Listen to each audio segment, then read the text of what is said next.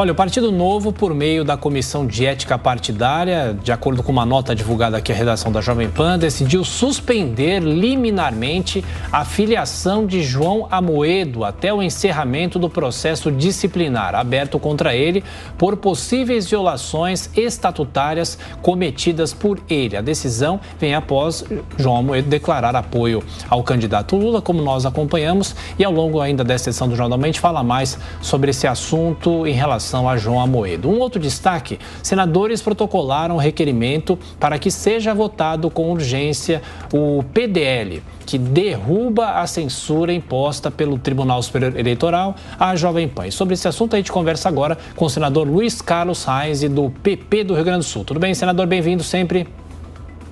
Bom dia, Thiago. Bom dia, Adriana. Bom dia aos telespectadores do Jornal da Manhã. Prazer falar com vocês sobre um tema preocupante, às vésperas da eleição,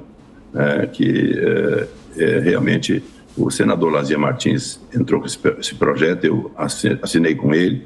O próprio senador Portinho, na terça-feira, pegou um requerimento de urgência, eu também participei com ele, então vários senadores estão juntos, mas infelizmente nessa semana, Thiago e Adriano, nós não conseguimos votar essa matéria.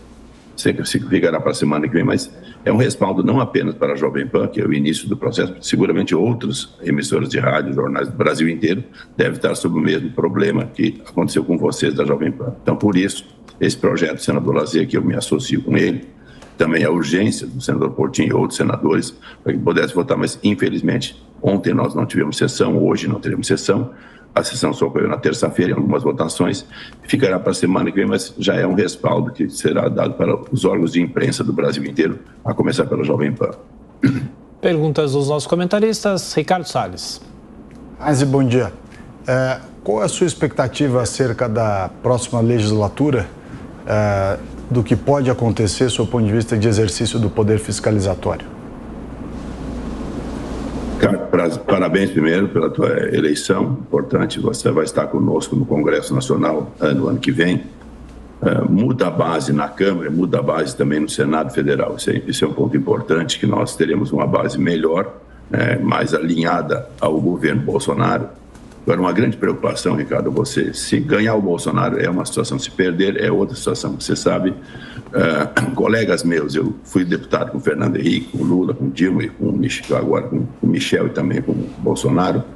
Muitos colegas nossos da Câmara, do Senado, acabam indo para o lado que o vento vai. Então, se ficar o Bolsonaro é uma posição, muitas coisas, inclusive com o próprio Supremo, nós podemos corrigir. Vamos corrigir sim, que é uma minoria que nós temos hoje dentro do Senado, que tem essa ideia. Haja visto a CPI, no caso do Covid, que com a maioria deles nós tínhamos minoria e acabou passando a CPI. E outras que hoje eu entro com a CPI sobre o caso das fake news, das emissoras de rádios, que foi comentado pelo Alexandre Garcia agora, com relação às inserções dos programas de rádio, que isso é um crime, um absurdo que está acontecendo nesse instante.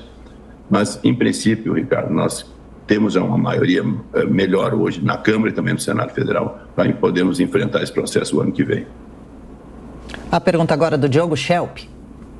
Senador, bom dia. Além dessa questão específica da censura contra a Jovem Pan, o que mais o Congresso pode fazer para garantir a liberdade de expressão no Brasil, ainda nessa legislatura ou na próxima, se não der tempo de fazer nada ainda? Você também comentou o artigo 16, veja, foi falado por um dos autores do artigo, que é o senador Esperidião Amin, ele e Josafá Marinho, que o Supremo, o Judiciário só pode mexer nas regras um ano antes da eleição. Isso foi mexido agora, alguns dias antes da eleição, interpreta como querem. Veja, a própria ex-presidente do Supremo, ministra hoje do Supremo, Carmen Lúcia, disse que concordou com o absurdo, mas é só até o fim do mês. Até o fim do mês vale, o mês que vem já não vale mais. Vejam, esses absurdos estão ocorrendo. E nós temos que trabalhar esse assunto. E o que vai voltar, nós vamos seguir esse assunto. O deputado Jerônimo ontem já protocolou uma CPI na Câmara e hoje eu protocolo uma CPI no Senado. Já com eu não protocolei ontem porque eu não tinha assinaturas. Nós vamos remexer nesse assunto. Tem muitas coisas, não só a questão da Jovem Pan e outras, mas também a questão dos próprios, dessas inserções dos programas eleitorais, que também é outro absurdo. A forma que o próprio presidente do TSE se manifestou contra essa posição, que o governo entrou com essa ação. Então, tudo isso, esse assunto virá a partir da semana que vem e nós vamos mexer nesse tema. Mota, a sua pergunta. Bom dia, senador. A situação do Brasil hoje é crítica. Por um lado, há uma censura que é escandalosa, inconstitucional e incompreensível. Eu e os meus colegas estamos aqui medindo as palavras, impossibilitados até de descrever alguns fatos do passado recente. É um clima de tensão e apreensão permanente. E, do outro lado, parece haver um favorecimento escancarado de uma candidatura por instituições que deveriam ser neutras. A maioria das pessoas assiste a isso perplexa, sem entender o que está acontecendo. Que mensagem o senhor teria, como senador, para o eleitor brasileiro? Infelizmente, viu, Diogo? Isso é uma realidade hoje. Eu já disse e repito aqui. O Supremo Tribunal Federal e hoje o Tribunal Superior Eleitoral virou um partido político, tem lado, e não pode ter lado. A justiça é cega, tem que ser cega, mas não é cega aqui no Brasil. Nesse instante não está sendo cega, tem lado. Eu tenho um partido, o Ricardo tem um partido, cada um tem um partido, não tem problema nenhum. Mas, nesse caso, o Judiciário é um partido político, eles têm lado. Os ministros que lá estão foram nomeados por Fernando Henrique Cardoso, por Lula, por Dilma e agora pelo Bolsonaro. Mas a ampla maioria, 9 ministros, tem lado. E hoje estamos usando esse processo. Então, a população brasileira tem que entender esse lado. E nós não temos poder nesse exame, somos minoria no Senado para poder reverter esse caso. Veja, nós temos 65 processos contra os ministros supremos, 65, que foram arquivados pelo Davi Alcolumbre e agora pelo Rodrigo Pacheco. Veja, nós não conseguimos prosperar nesse processo pela minoria que nós temos. Então, esperamos sim, Ricardo, que a partir do ano que vem, a maioria que nós possamos ter na Câmara e no Senado, que esses assuntos possam ser corrigidos. Mas esse assunto, Diogo, nós já vamos trabalhar esse assunto a partir da semana que vem. Muitas coisas deverão acontecer a partir da eleição de domingo, né?